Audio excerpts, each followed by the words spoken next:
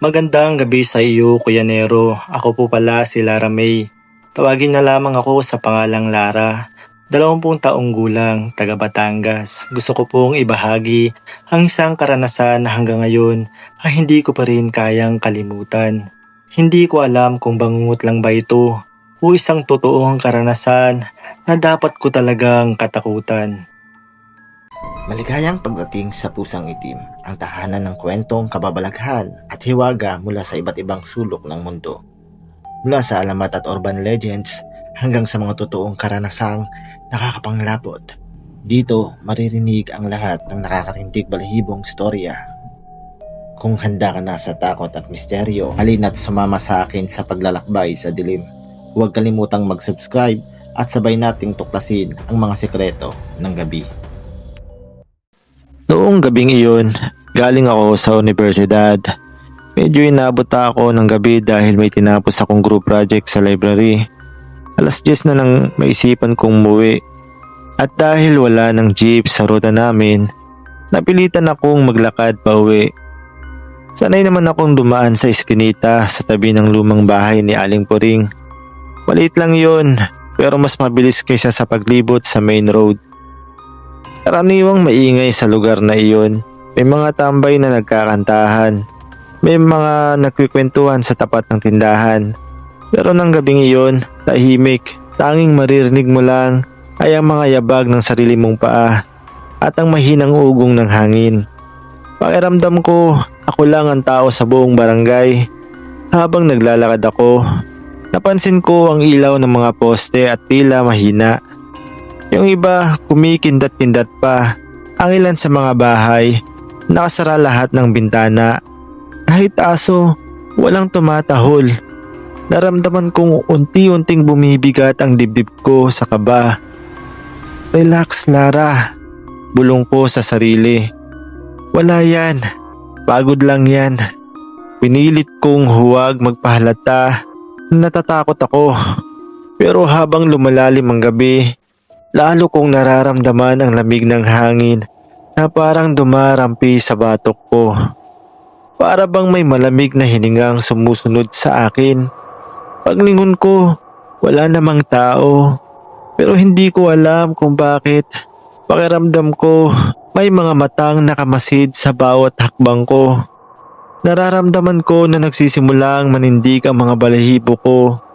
Maya-maya may narinig akong ingay sa dulo ng eskinita, parang tunog ng gulong ng kotse. Nang tingnan ko, may puting van sa di kaluyuan.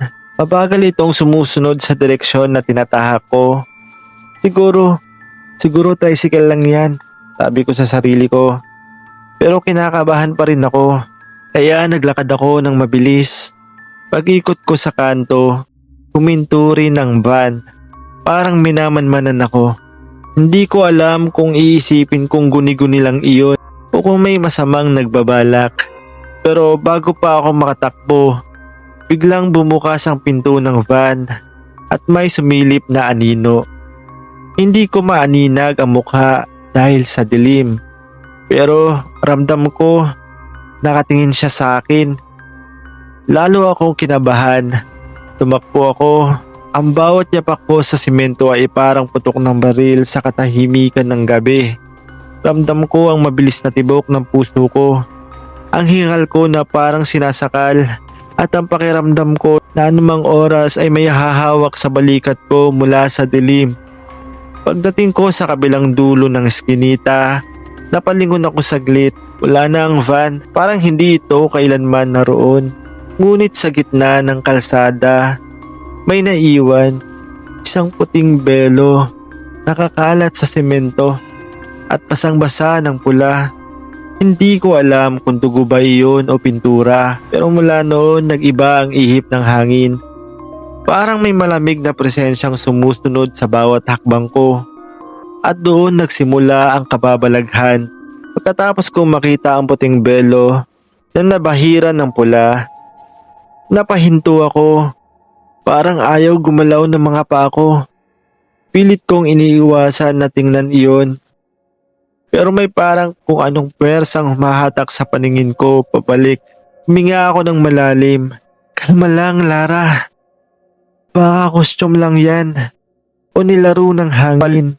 Ngunit kahit anong paliwanag ang sabihin ko sa sarili ko, hindi mabura sa isip ko ang tanong, kung nilaro lang ng hangin, bakit parang bagong tulo ang dugo?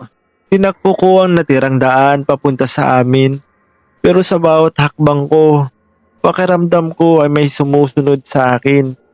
Rinig ko ang mahinang kaluskos ng mga tuyong dahon sa likod ko. Parang yabag. Napilit kong hindi nililingon. Pagdating ko sa kanto bago ang aming bahay, biglang may humintong kotse sa tapat ng poste. Lumang modelo, kulay itim at maingay ang makina. Unti-unting bumukas ang bintana at isang matandang lalaki ang sumilip. Maputla siya. May mga kulubot na malalim at mga mata niya ay tila walang kulay. Parang gatas na malamig. Miss, Mahinang sabi nito. Halos pabulong. gabi na, ihatid na kita. Napabuntong hininga ko. Hindi ko siya kilala. Pinilit kong ngumiti ng magalang. Salamat po, pero malapit lang ang bahay namin. Ngunit hindi siya umalis. Nanatili lang siyang nakatingin sa akin. Nakangiti habang ang mga daliri niya ay kumakatok sa manibela. Dahan-dahan, paulit-ulit, parang nagbibilang ng segundo.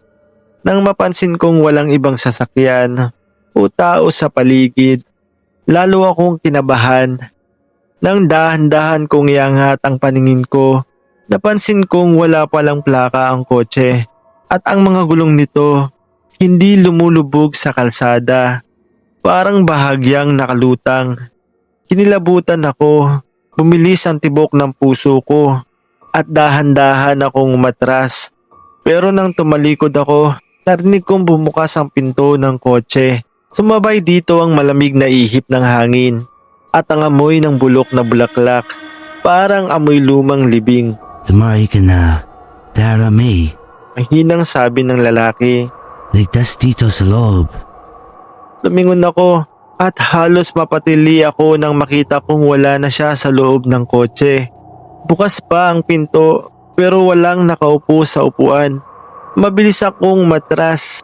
Hindi ko alam kung saan siya napunta. Pero ramdam ko na nasa paligid lang siya. Paglingin ko sa paligid ng kalsada, doon ko siya nakita. Nakatingin sa akin mula sa tapat ng bahay ni Aling Puring. Hindi siya gumagalaw pero nakangiti at sa ilalim ng mahina at kumikindat-kindat na ilaw ng poste, may isa pa akong napansin. Ang parehong belo na nakita kong duguan sa gitna ng kalsada. Mabilis akong tumakbo pa uwi. Hindi ko na ininda kung may makikita sa akin o kung madapa ako sa dilim. Ang importante, makapasok ako sa bahay. Ramdam ko ang kabog ng dibdib ko. Parang gusto na nitong tumalon palabas. Pagdating ko sa tapat ng aming bahay, halos manginig ang mga kamay ko sa pagpipihit sa susi. Nasa labas pa ako nang maramdaman kong may malamig na simoy ng hangin na dumaan sa batok ko. Kasunod nun, parang may mahina akong boses na narinig. Biglang nanindig ang balahibo ko. Lumingon ako pero wala namang tao. Mabilis kong pinihit ang doorknob at pumasok sa loob. Sabay sara ng pinto ng mariin. Tahimik sa loob ng bahay. Wala ang mga magulang ko. Pumunta sila sa probinsya para sa isang lamay. Ako lang mag-isa. Huminga ako ng malalim. Pilit kong pinakakalma ang aking sarili. Siguro guni-guni lang iyon, sabi ko sa isip ko. Pagod lang ako. Kinuha ko ang cellphone ko at tiningnan ng oras. 11:30 na ng gabi. Habang naglalakad ako papunta sa kusina, napansin kong malamig ang sahig. Parang basa. Pagtingin ko, may mga bakas ng paa. Basa, maliit at tila galing sa labas. Sinundan ko iyon gamit ang flashlight ng cellphone ko. Ang mga yapak ay papunta sa sala. Tapos huminto sa harap ng salamin. Nilapitan ko ito At doon ko napansin ang isang kakaibang bagay. Sa salamin, kita ko ang aking sariling imahe. Pero may ibang anyo sa likod ko. Isang babaeng nakaputing belo, tuguan ng liig, at halos punit ang muka. Napatili ako at mabilis na umatras. Pero nang lingunin ko ang likod ko, wala naman doon. Pagbalik ng tingin ko sa salamin, wala na rin siya. Tumakbo ako papunta sa kwarto. Sinara ko ang pinto at inilak ko agad. Pinatay ko ang ilaw. Humiga ako at tinakpan ng kumot ang buong katawan ko. Pero hindi pa tapos ang gabi. Mula sa ilalim ng kumot, rinig ko ang mahinang tunog ng mga yabag. Parang may naglalakad sa labas ng kwarto ko. Habang lumalakas ang bawat yabag, mas lalo akong napapahigpit ng hawak sa kumot. Hanggang sa tumigil ang mga yabag, tahimik, nang akala ko'y natapos na. May marahang kumatok sa pinto. Naghigpit lalo ang hawak ko sa unan. Nilaksan ko ang loob ko at bumulong. Sino yan? Walang sumagot, ngunit ilang segundo lang lumipas. May boses na halos pabulong. Tara, May! Buksan mo to! Hindi ko alam kung ano ang uunahin kong maramdaman. Takot, pagkalito, o pagkahilo. Gusto ko nang sumigaw pero parang walang boses. Hanggang sa biglang bumukas ng marahan ang pinto. At doon ko nakita ang babaeng may puting belo. Nakatayo sa dilim, tuguan, at nakatingin ng diretso sa akin. Nang makita ko siya sa may pintuan, parang tumigil ang oras. Hindi ako makagalaw, hindi ako makasigaw. Para akong nagyelo sa kinatatayuan ko habang unti-unti siyang lumalapit. Ang babaeng nakaputing belo, duguan ng liig, at nakapako sa akin ang mga matang puno ng lungkot. Lara May, mahina niyang bulong, halos parang hikbi. Napaatras ako. Nanginig ang buong katawan ko. Anong kailangan mo sa akin? Tanong ko. Halos walang boses. Hindi siya sumagot. Sa halip, itinuro niya ang lumang kahon sa ilalim ng kama ko. Doon ako napatingin at parang may nagtulak sa akin na sundin siya. Pagdungaw ko, nakita ko ang isang kahon. Luma, maalikabok, at may mga lumang litrato sa loob. Isa-isa ko itong binuklat. Sa gitna, may isang larawan ng batang babae na halos kasing edad ko noon. Nakaputing bestida, nakangiti, at may suot na puting belo. Katulad ng babae sa panaginip ko. Sa likod ng litrato, may nakasulat na pangalan. Maria Lourdes May, 2003. Nang marinig kong muli ang tinig niya, nanlambot ang tuhod ko. Ako si Lourdes. Kambal mo. Doon biglang bumalik sa akin ang mga kwento ng nanay ko noong bata pa ako. Na dati raw may kambal ako. Pero namatay bago pa man ako magdalawang taon. Hindi ko siya kilala. Hindi ko alam kung saan siya inilibing. Ang sabi ni mama noon, ayaw na nilang pag-usapan dahil masakit. Pero bakit siya nagpapakita ngayon? Lumapit ako sa kanya, nanginginig pa rin. Lourdes, bakit mo ako ginugulo? Anong gusto mong sabihin? Unti-unti siyang lumapit, hindi na siya galit. Pero malungkot ang mukha niya. Hindi ako galit, Lara. Nalimutan ako. Walang dumadalaw sa buntot ko. Wala man lang naghahalay ng dasal. Nang marinig ko yun, bumigat ang dibdib ko. Naalala ko sa tuwing undas, hindi ko nga alam kung saan dinala ang labi ng aking kambal. Akala ko, wala lang, pero sa kanya, hindi pala ganun kasimple. Gusto ko lang maalala, sabi niya, habang unti-unting naglalaho. Gusto ko lang maramdaman na hindi ako tuluyang nawala.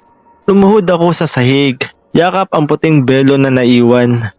Duguan pa rin ito sa dulo. Pero habang hinahawakan ko, pakiramdam ko'y niyayakap niya ako pabalik. Patawad, Lourdes. Hindi kita nakalimutan. Nakalimutan ko lang kung paano. Bulong ko habang tumutulo ang aking luha.